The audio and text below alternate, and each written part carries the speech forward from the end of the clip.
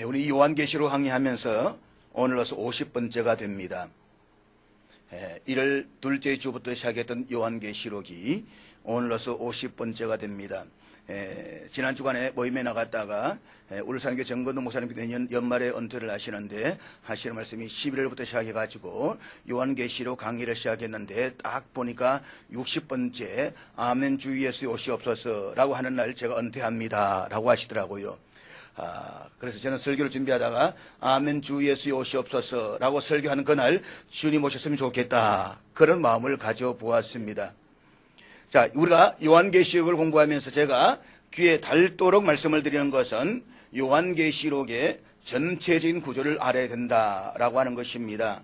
요한계시록을 묵시문헌이라고 했는데 이 묵시문헌에는 많은 상징들을 사용하고 있습니다. 그렇기 때문에 전체적인 구조를 모르면 도대체 이게 무슨 말인지 이해하기가 어렵습니다. 그랬을 때 오늘은 이 요한계시록의 구조 가운데 하나를 소개하면서 오늘 본문의 말씀을 함께 살펴보려고 합니다. 먼저 요한계시록 1장 10절 말씀 우리 앞에 있는데 같이 읽도록 하겠습니다. 시작. 주의 날에 내가 성령에 감동되어 내 뒤에서 나는 나팔 소리 같은 큰 음성을 들으니, 여기 성령에라는 말은 원문 그대로 직역하면 성령 안에라고 하는 말입니다. 성령 안에. 그런데 이 요한계시록에서 보게 되면 성령 안에라고 하는 이 표현이 전체를 4등분하는 기준이 되기 때문에 아주 중요한 위치를 차지한다라고 세 번째 시간에 제가 여러분에게 말씀을 드렸습니다. 첫 번째는 1장 10절에서 요한이 성령 안에 있었는데 그는 그때 교회를 다스리시는 영광스러운 예수 그리스도를 보았습니다. 그래서 지상의 교회를 다스리시는 예수님의 모습이 나오고 2장과 3장에서는 7 교회들에게 보내시는 편지가 나옵니다. 성령 안에서 지상의 교회를 다스리시는 예수님의 모습을 본 것입니다. 두 번째는 4장 2절에서 요한은 성령 안에서 무엇을 보았다고요? 하늘 보좌를 보았습니다. 하늘 보좌를. 그래서 요한을 비롯한 초대교회 당시에 로마가 세상을 완전히 지배하는 가운데 아주 극심한 박해를 받아야만 했던 교회와 성도들은 하나님이 마치 아무것도 안 하시고 주무시는 것 같은 그런 느낌이 들었습니다. 그런데 성령 안에서 하늘 보좌가 보이는데 그 보좌 위에 성부 하나님 앉아 계시면서 온 우주 만물을 다스리실 뿐만 아니라 인간 세계를 통치하시고 다스리시는 장면을 보았습니다. 이것이 4장부터 16장까지 쭉 이어집니다. 한마디로 요약하면 이 요한이 두 번째로 성령 안에서 보았던 것은 세상을 다스리시는 예수 그리스도의 모습입니다. 그래서 4장과 5장에서는 천국의 보좌가 나오고 6장부터 시작해서 16장까지는 요한계시록의 3대 재앙 시리즈 말할 수 있는 7인, 7나팔, 7대접에 대한 재앙이 나온다라고 했습니다. 이 재앙의 순서를 모르면 사람이 나팔을 불다가 던져버렸다. 그렇게 외우면 외울 수 있다라고 제가 자주 할 때마다 말씀을 드렸습니다. 그래서 이 재앙을 통해서 세상을 다스리시는 예수 그리스도의 모습을 보게 됩니다. 세 번째는 17장 3절에 나오는데 거기에 보면 곧 성령으로 나를 데리고 광야로 가니라 라고 했습니다. 요한이 광야로 나가서 보니까 7머리 10뿔을 타고 있는 큰 엄녀의 모습을 보게 됩니다. 그리고 그것은 성령 안에서 큰 엄녀로 상징되는 이 세상 나라가 멸망한다는 것입니다. 다시 말해서 큰 엄녀의 문화로 세워진 이 세상이 망하도록 심판하시는 예수 그리스도의 모습이 나옵니다. 그래서 세상을 심판하시는 예수 그리스도의 모습이 시험문서로 나오는데 이것이 17장부터 쭉 해서 18장, 19장, 20장까지 이어집니다. 마지막 네 번째는 21장 10절에 나오는데 우리 21장 10절 말씀 다 같이 읽겠습니다. 시작. 자, 여기 보면 성령으로라고 해서 성령 안에라는 말이 나옵니다. 요한은 성령 안에서 새하늘과 새 땅에서 완성된 천국의 모습을 보게 됩니다. 그래서 완성된 천국에서 하나님의 교회와 백성들을 완벽하게 구원하시는 예수 그리스도의 모습을 보여주고 있습니다. 정리를 하면 1장에서 요한은 첫 번째 성령 안에서 교회를 다스리시는 예수 그리스도의 모습을 보았습니다.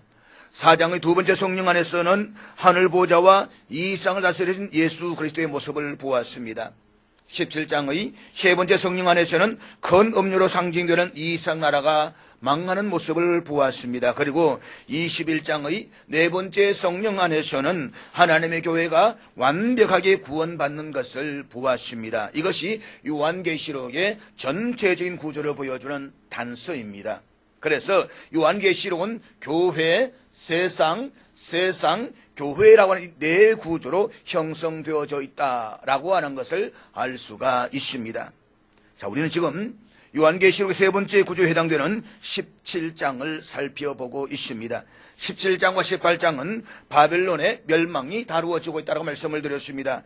영원히 무너지질 것 같지 않았던 바벨론, 또 교만과 음행과 자기 과시로 가득 찬 바벨론이 철저하게 심판받게 될 것임을 살펴보고 있습니다. 그래서 우리는 앞부분 17장 1절 말씀을 우리 한번 같이 읽어보도록 하겠습니다. 17장 1절 다 같이 읽겠습니다. 시작. 여기 보면 머리가 7이라고 했습니다. 그리고 뿔이 10개라고 했습니다. 그 짐승 위에 큰 음녀가 타고 있습니다. 요한이 이 환상의 내용이 무엇인가에 대해서 굉장히 궁금했을 것입니다. 이 환상에 나오는 큰 음녀와 7머리 10뿔을 가진 짐승이 무엇인가에 대해서는 이미 지난 시간에 살펴보았습니다. 다시 말씀을 드리면 큰 음녀는 큰 성 바벨론이라고 했습니다. 사도 요한 당시에 최대 세력군으로 말한다라고 한다면 단연 로마였습니다. 세상 모든 나라가 로마로 통한다라고 할 만큼 전 세배를 지하고 있던 그 로마를 성도들은 큰 음료로 묘사하면서 바벨론이라고 불렀습니다. 그런데 그 음료가 7머리 10뿔의 짐승을 타고 있다라고 했습니다. 여기서 이 머리와 뿔은 권력을 상징합니다. 7머리와 10뿔에 대한 해석은 다양하다라고 했습니다. 그러나 요약하면 이렇습니다. 7머리 10뿔의 짐승의 특징은 하나님을 대적해서 회방하고 또 교회를 박해합니다. 그래서 우리는 7머리 10뿔을 가진 짐승이 주님 오시기 직전에 나타나게 될 그 적그리스도를 가리킨다라고 했습니다. 그 적그리스도가 어느 한 왕을 가리키느냐 아니면 제국을 가리키느냐에 대해서는 많은 해석들이 있습니다. 거기에 대해서도 지난 주일에 이미 여러분에게 설명을 드렸습니다. 요약을 하면 그리스도를 대적하는 적그리스도의 세력이 로마 시대만이 아니고 창세기 3장에서 아담이 타락한 이후로 끊임없이 하나의 화산맥처럼 존재해 왔습니다. 이 세력이 역사 속에서 미미하게 존재할 때도 있었지만 어느 한 시점에서 두드러지게 확 분출하면서 여러 가지 모습으로 나타났습니다. 그것이 로마 이전에는 이집트, 아수르, 바벨론, 메데 페르시아, 헬라 제국의 모습으로 나타났습니다. 이렇게 하나님을 대적하는 세력이 역사 속에 쭉 흘러오다가 요한 당시에는 로마라는 큰 세력으로 올라오게 됩니다. 그리고 예수님이 재림하시기 직전에 가면 10뿔이라고 해서 연합된 강력한 하나의 세력군이 나타나게 된다는 것입니다. 그것이 유럽에서 일하게 될 것을 일하기를 어떤 세력일 것이다라고 대체적으로 짐작을 합니다. 어디까지나 짐작을 할 뿐이지 정확한 것은 아닙니다. 정확한 것은 주님께서 오시는 그때가 되면 알게 될 것입니다. 그리고 그 세력의 중심 인물이 등장하게 될 것인데 그가 적그리스도가 될 것입니다. 그래서 예수님이 재림하시기 전에 7머리 10뿔로 상징되고 있는 거대한 세력권의 중심 인물인 적그리스도가 나타나서 이 적그리스도의 세력과 그리스도 세력과 맞붙어서 싸우게 됩니다. 이 전쟁이 인류의 마지막 전쟁이 될 것입니다. 그리고 이 마지막 전쟁에서 그리스도와 이 적그리스도의 군대가 마침내 이 싸움에서 싸우게 되는데 그때에 그리스도와 그리스도의 군대가 적그리스도와 적그리스도의 군대를 다 처단해 버립니다. 그래서 깨끗이 승리하고 이 세상 나라가 우리 주와 그의 그리스도의 나라가 되어서 그와 세세토록 왕노릇하게 될 줄로 믿습니다. 이 사실을 요한계시록이 계속해서 강조하고 있습니다. 어떤 분이 교회에서 청소를 하다가 잠깐 앉아서 성경을 읽고 있었습니다. 보니까 요한계시록을 읽고 있더라는 것입니다. 그래서 요한계시록을 읽고 있는 그분에게 이렇게 질문을 했습니다. 요한계시록에 뭐가 있는지 알고 계십니까? 그랬더니 그분이 안다는 것입니다. 그래서 다시 물었습니다. 요한계시록에 뭐가 기록되어져 있습니까? 그러니까 그분이 이렇게 대답을 하더랍니다. 예수님이 승리한다는 말씀이 기록되어져 있습니다. 예수님이 승리한다는 말씀이 기록되어져 있습니다. 맞는 말입니다. 요한계시록을 보게 되면 예수님이 승리하셨고 지금도 승리하시고 계시고 앞으로 최종적인 승리를 거둘 것이라는 말씀이 기록되어져 있습니다. 여러분이 요한계시록을 읽어보면 요한계시록은 주님의 승리를 다루고 있습니다. 그렇기 때문에 환난과 역경을 당하는 성도들이 이 말씀을 읽으면 굉장히 위로를 받습니다. 어려운 가운데 있을수록 우리가 이 말씀을 읽어야 되는 것입니다. 요한계시록은 우리에게 두려움과 절망을 주는 것이 아니라 우리에게 희망과 소망과 기쁨을 주는 책인 것입니다. 그래서 요한계시록을 더 가까이 해야 되는 것입니다. 그래서 1장에 보면 이 말씀을 읽는 자와 듣는 자와 보는 자와 지키는 자가 복이 있다고 한 것입니다. 예수님께서 승리하셨고 지금도 승리하고 계시고 앞으로도 승리할 것입니다. 여러분은 지금 이 세상에서 일어나고 있는 현상들을 보면 너무너무 답답할 때가 있을 것입니다. 세상이 지금 어디로 가고 있느냐, 그런 느낌이 많이 들 때가 있을 것입니다. 우리나라 정치와 경제를 보아도 그렇고 또 청년 실업 문제를 보아도 답답합니다. 그래서 이런 답답한 문제를 계속해서 생각하다 보면 마음에 좌절이 찾아옵니다. 절망감이 찾아올 가능성이 많이 있습니다. 그러나 여러분의 마음속에 어떤 좌절과 절망이 찾아온다라고 할지라도 그 절망에 빠져 있으면 안 됩니다. 우리 현실이 어떻게 돌아가든지 간에 이 현실 속에 하나님이 계십니다. 하나님의 통치가 있습니다. 이 세상에 있는 모든 사람들의 마음까지 감찰하시면서 하나하나 다스리고 계십니다. 하나님 백성들을 구원하시는 역사도 계속되고 있고 잘못하는 사람들 심판도 계속되고 있습니다. 한편으로 구원의 역사가 계속되고 또 다른 한편으로는 심판의 역사가 계속되면서 이것이 역사의 마지막의 절정을 향해서 치닫게 되는 것입니다. 그리고 이것이 주님 오실 때에는 절정에 이르게 됩니다. 그래서 주님이 오시면 양과 염소를 가르듯이 구원과 심판이 마지막으로 이루어집니다. 그 마지막을 향해서 지금 달려가고 있는 세월을 우리가 살아가고 있는 것입니다. 이런 세월을 살아가는 가운데 여러 가지 일들이 일어나고 있겠지만 그 모든 일들 속에 하나님이 다스리고 계신다는 사실을 믿는다는 것이 참으로 중요한 것입니다. 역사 속에 간섭하신 하나님을 의지하는 것이 중요한 것입니다. 우리 눈에는 보이지 않지만 하나님께서 확실하게 다스리고 계시는 사실을 믿으시기를 바랍니다. 오늘 본문에 보면 계속해서 큰 음녀와 7머리 10뿔의 짐승에 관한 이야기가 나옵니다. 그 가운데에서도 큰 음녀의 정체가 무엇인가에 대해서 오늘 본문은 명확하게 해석해 주고 있습니다. 본문 15절 말씀 우리 같이 보도록 하겠습니다. 15절 다 같이 읽겠습니다. 시작. 자, 1절에서 7대접을 가진 7천사 가운데 하나가 요한에게 이렇게 말합니다. 이리로 오라. 많은 물 위에 앉은 큰 음녀가 받을 심판을 내게 보이리라. 여기만 놓고 본다라고 한다면 많은 물이 무엇을 의미하는지 분명하게 알 수가 없습니다. 그런데 앞에 8절부터 14절에서 7머리 10뿔의 짐승의 정체와 더불어서 어린 양을 대적한 그들의 패배를 예언했던 천사가 15절에서 음녀가 앉아있는 물이 무엇을 의미하는지에 대해서 해석을 해주고 있습니다. 천사의 해석에 따르면 여기서 이 물은 백성과 무리와 열국과 방언들이다라고 했습니다. 한마디로 말해서 모든 세상, 모든 인류를 가리킨다는 것입니다. 이미 7대접을 가진 7천사 가운데 한 천사가 7절에서 여자와 그녀가 타고 있는 7머리와 10뿔을 가진 짐승의 비밀을 요한에게 가르쳐 줄 것이라고 예고를 했습니다. 실제로 이 천사는 9절부터 11절에서 7머리에 대해서 말씀을 하고 12절부터 14절에서는 10뿔이 의미하는 바가 무엇인가를 알려주었습니다.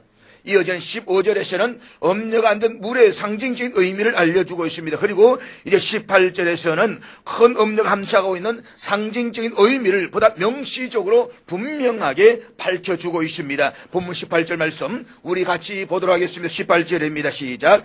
또 내가 본 그 여자는 땅의 왕들을 다스리는 큰 성이라 하더라. 여기서 천사 해석에 따르면 큰 음녀는 바로 땅의 왕들을 다스리시는 큰 성이라고 했습니다. 여기서 언급되고 있는 큰 성은 명백히 바벨론을 가리킵니다. 그리고 이 바벨론이 요한 당시에는 로마를 상징했습니다.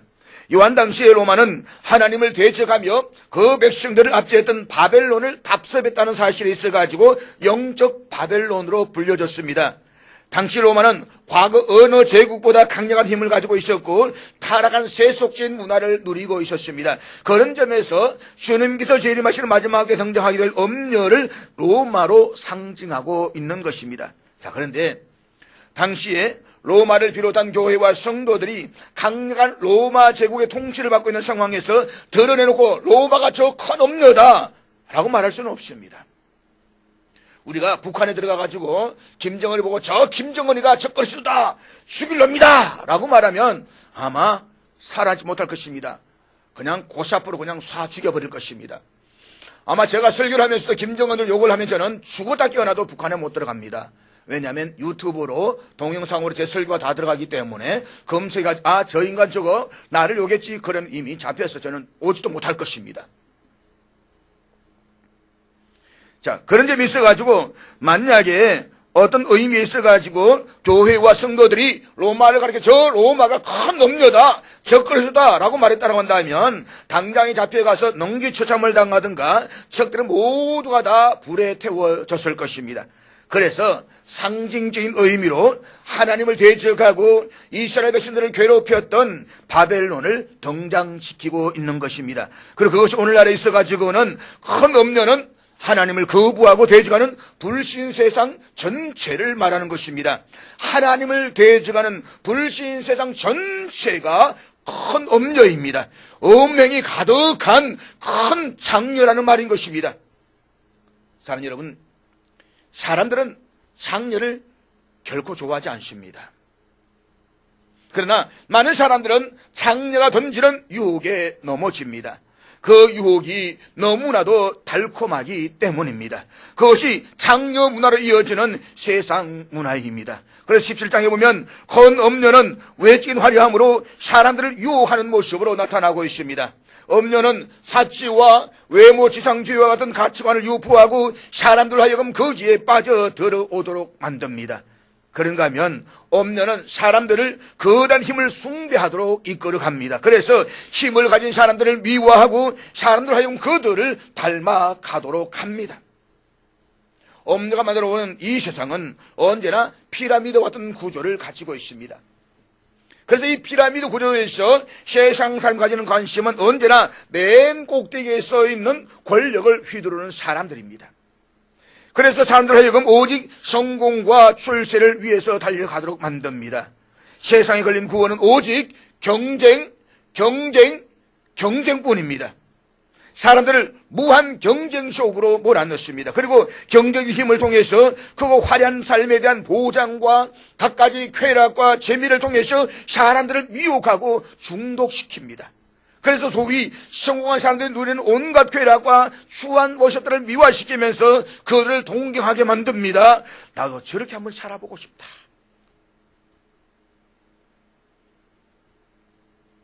그러나 사랑하는 여러분, 순간적인 성공과 쾌락과 화려함을 위해서 인생에서보다 근본적이고 본질적인 영원한 것을 희생시키지 말아야만 합니다.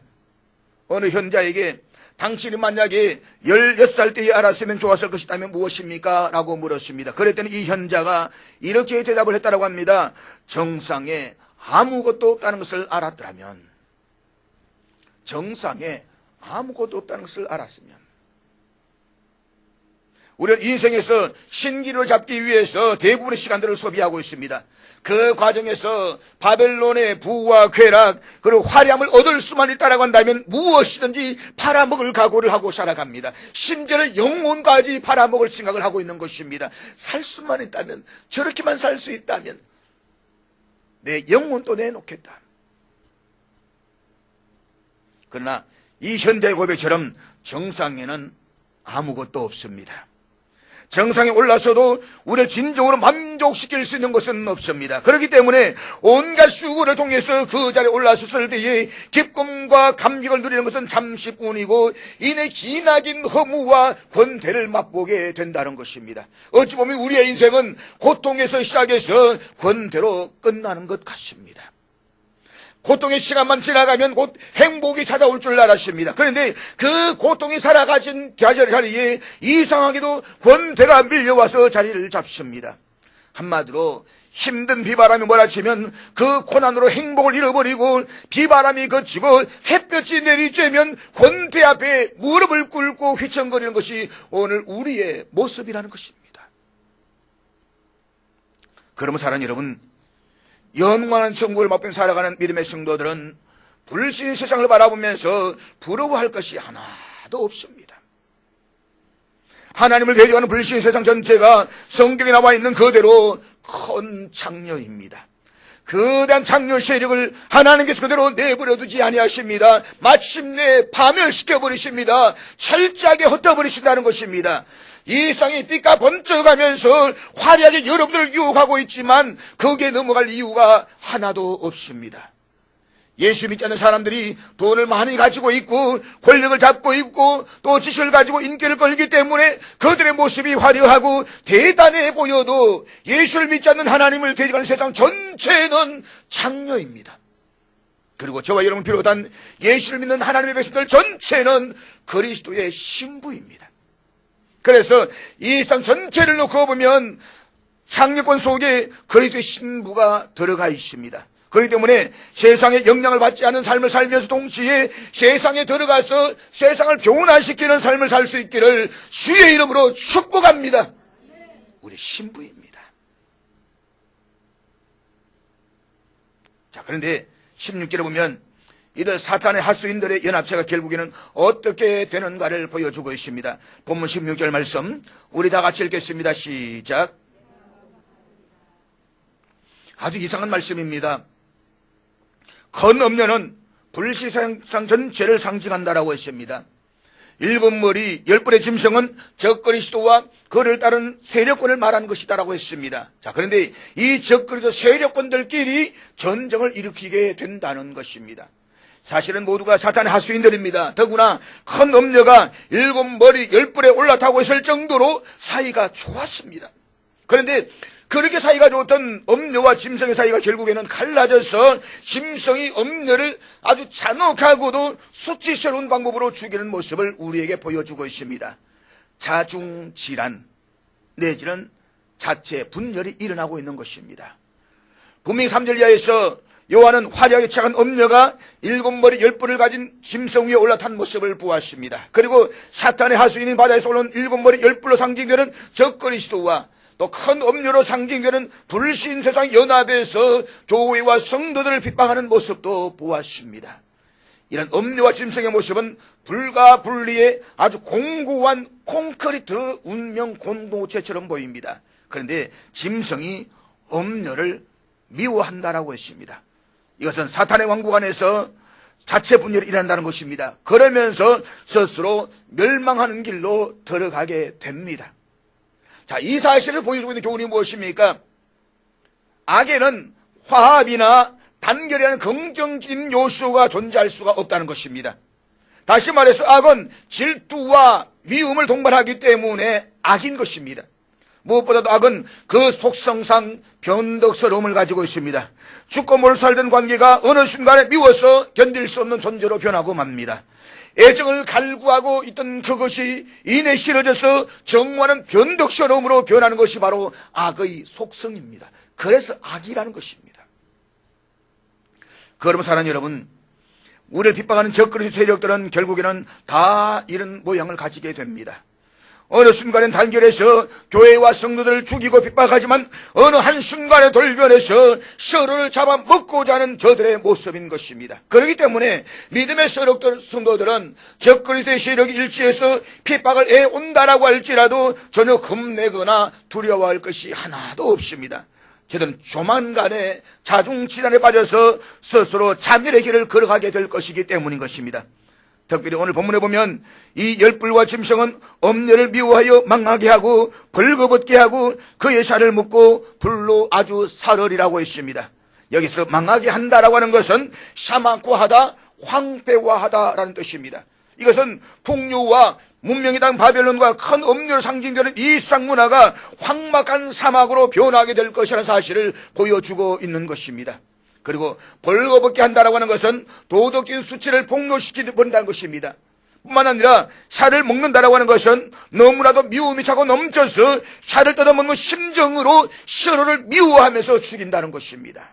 그리고 불사른다라고 했습니다. 그래서 자체 분열이 일어나서 자기들끼리 서로 싸우는 현상들이 나타난다는 것입니다. 이것은 큰 엄류로 상징되는 바벨론과 로마 그리고 불신 세상이 결국에는 완전히 멸망하게 될 것임을 우리에게 보여주고 있는 것입니다. 자, 그런데 이 짐승의 배반과 큰 엄녀의 멸망을 보여주면서 이 모든 일들을 주관하시는 이가 누구인가라고 하는 것을 오늘 본문 17절에서 우리에게 말씀하고 있습니다. 본문 17절 말씀 우리 다 같이 읽겠습니다. 시작. 오늘 보면 참 이해가 되지 않는 말씀들이 종종 있습니다. 하나님이 자기의 뜻대로 할 마음들을 그에게 주사, 하나님이 자기 뜻대로 할 마음들을 그들에게 주셨다는 것입니다. 그래서 짐승과 언녀가 연합해서 세상을 지배하는 것과 이들의 분열해서 적대시하면서 서로 싸워서 멸망하는 것까지의 모든 것이 하나님의 뜻 안에서 이루어진다는 것입니다. 우리는 가끔 이런 질문을 할 때가 있지 않습니까? 하나님께서는 왜 악한 존재를 그냥 내버려 두시는가? 왜 저 인간 같지 않은 저 인간을 그냥 살려두시는가? 이 물음에 대한 대답이 오늘 본문에서 우리는 찾을 수가 있습니다. 그러니까 악의 세력들을 용납해서 심판의 도구로 사용하신다는 것입니다. 그래서 동시에 심판의 수단으로 사용된 악의 세력까지 함께 멸망시켜서 결국에는 악의 세력을 완전히 멸절시키기 위한 것이라는 사실입니다. 한마디로 악으로 심판하시는 하나님의 오묘한 섭리의 한 모습을 보여주고 있는 것입니다. 사도 요한은 17장에서 14절과 17절에 두 번에 걸쳐가지고 하나님께서 모든 것을 다스리고 계시는 사실을 강조하면서 이 사실을 우리들에게 깨닫게 해주고 있습니다. 우리들 보기에는 사탄의 세력들이 권력을 잡고 악을 행하는 것이 도저히 이해할 수가 없는 일입니다. 그렇지만 이 또한 결국에는 장차 이루어질 하나님의 말씀의 성취를 위한 한 과정에 불과하다는 것입니다. 잊지 마십시오. 모든 역사는 선포된 하나님의 말씀과 그분의 계획을 이루어가는 한 과정인 것입니다. 때론 이해할 수 없는 전쟁과 밖에 온갖 부조리가 우리를 힘들게 하지만 그러나 이 모든 것은 마지막 때를 향해 진행되는 하나님의 계획의 한 부분입니다. 그리고 이 일을 통해서 인간들에게는 하나님이 어떤 분이심을 가르치고 또 천국에 합당한 자들을 선별하기 위한 과정이며 악의 손으로 멸망시키기 위한 방법인 것입니다. 그래서 전쟁이 일어날 때에 삶이 곤고할 때에 한 번씩 흔들어주면서 믿음의 참된 신앙을 갈라낸다라고 하는 것입니다. 마침 키 타작하듯이 말입니다. 그래서 우리는 언제나 로마서 8장 28절의 말씀을 기억하면서 살아야만 합니다. 로마서 8장 28절 우리 다 같이 읽도록 하겠습니다. 같이 읽습니다. 시작. 우리가 알거니와 하나님을 사랑한 자 곧 그의 뜻대로 부르심을 입은 자들에게는 모든 것이 합력하여 선을 이루느니라. 제가 너무 좋아하는 말씀입니다. 외워두면 참 은혜되는 말씀이기도 합니다. 여러분, 모든 역사는 하나님의 손 안에 있습니다. 하나님은 믿는 성도들만을 다스리시는 하나님이 아니십니다. 하나님은 당신을 섬기는 불신세계와 불신자들까지도 다 다스리십니다. 이 지구만을 다스리시는 것이 아니라 온 우주 만물을 다스리십니다. 이 세상에 일하고 있는 모든 일들이 하나님의 주권 없이 일하는 일들은 하나도 없습니다. 심지어는 바로 왕까지도 하나님이 세우셨다라고 했습니다. 바로 왕이 이스라엘 백성들의 몫이 박혀 있습니다. 그런데 하나님께서 그 바로를 세우셨다라고 했습니다. 왜 세우셨는가? 완악하게 반응하는 바로를 통해서 하나님이 살아계신 것을 온 세상 모든 사람들에게 보여주시기 위해서라는 것입니다. 그렇습니다. 악한 세력도 하나님이 사용하십니다. 그렇기 때문에 하나님을 적대하는 큰 세력이 일어나서 하나님의 백성들을 박해하고 괴롭히면서 하나님을 섬기지 못하게 할 때라도 우리는 두려워할 이유가 하나도 없습니다. 악한 세력들이 발악하면서 자기들의 세력권을 형성하고 때로는 자기들끼리 싸우기도 하고 별짓을 다 하고 있습니다. 그러나 분명한 것은 그 속에서 하나님의 심판의 작업이 이루어지고 있다는 것입니다. 그것이 하나님의 정하신 뜻이 이루어질 때까지 쭉 이어져 갑니다. 그리고 마지막 순간이 되면 하나님께서는 그 악한 세력들을 다 처단해 버리십니다. 그래서 하나님께서 마침내 하나님을 대적하는 불신 세력을 다 꺾으시고 이 세상을 완벽하게 다스리시는 그 때가 옵니다. 17장의 마지막 절인 18절은 이 17장의 주인공이자 멸망의 대상인 큰 음녀 정체를 다시 한번 우리에게 밝혀주고 있습니다. 이미 앞에서 큰 음녀가 이 세상의 권세를 잡은 자로서 많은 사람들과 열국을 통치하는 존재라는 것을 밝혔습니다. 그럼에도 불구하고 마지막 절에서 다시 한번 이렇게 명확하게 그 존재를 이야기하고 있는 이유가 어디에 있습니까? 본문에서 이처럼 반복해서 강조하고 있는 것은 그만큼 이 사실이 중요하다는 것입니다. 그리고 반드시 경계해야 할 대상이라는 것입니다. 그럼 사랑하는 여러분, 세상의 본질을 꿰뚫어 보시기를 바랍니다. 이 큰 성, 하나님을 대적하는 이 세상은 큰 엄녀입니다. 그렇기 때문에 지금의 세상을 지배하고 있는 엄녀의 본질을 잊지 말라는 것입니다. 따라서 우리는 세상에 대한 태도를 분명하게 해야만 합니다. 세상이 큰 엄녀라서 대단한 매력이 있습니다. 대단한 돈과 권력과 인기를 끌고 있어 엄청나 보입니다. 그렇지만 거기에 넘어가지 마십시오. 세상의 음행에 넘어가지 마십시오. 육체적으로 간통하는 것도 음행이지만 하나님을 버리고 하나님을 떠나서 자기들끼리 즐기는 것도 영적인 음행입니다. 당장 밖에 나가면 휘황찬란합니다. 빛과 번쩍합니다. 거대한 세력입니다. 그러나 창녀입니다. 예수를 믿는다고 하면서도 큰 창녀 문화 속에 푹 빠져서 살아가는 사람들이 얼마나 많이 있는지 모릅니다. 주일 되면 주일째 나와서 주여 주여라고 말하지만 성전을 떠나가는 순간 이 신앙부터 벗어버리고 세상 속에 파묻혀서 살아가는 사람들이 얼마나 많이 있는지 모릅니다. 그러나 기억하십시오. 우리 주님이 오십니다. 반드시 오십니다. 그러면 세상에 보이는 것들로 인해서 세상의 유혹에 넘어가지 마시기를 바랍니다. 주님이 오시기 때문에 주님 편에 진실한 성도로 남아 있어야만 합니다. 주님이 오시면 주님 편에 진실한 성도로 남아 있을 때에 우리는 기쁨의 대상이 될 수가 있는 것입니다. 주님이 오시면 이 세상을 좋아하고 사랑해서 저와 함께 뒹굴던 성도들은 큰 부끄러움을 당하게 될 것입니다. 주님 나를 알지 않습니까? 주님 말씀하십니다. 불법을 행하는 자들아 내게서 떠나가라. 주님 저 아시지 않습니까?